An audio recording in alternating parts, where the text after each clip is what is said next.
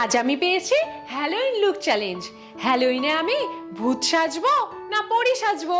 হ্যালোইনে তো সবাই ভূতই সাজে, তাই আমি ভূতই সাজবো। ভূত সাজার জন্য আমি লেহেঙ্গা পরবো না ড্রেস পরবো? আমি ড্রেসই পরবো।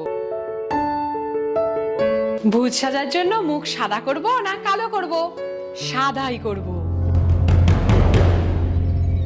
আজ আমি বারবির মেকআপ করব না ভূতের মেকআপ করব? আমি ভূত সাজবো, তাই আমি ভূতের মেকআপই করব। বড় বড় নখ লাগাবো না নেল পালিশ লাগাবো?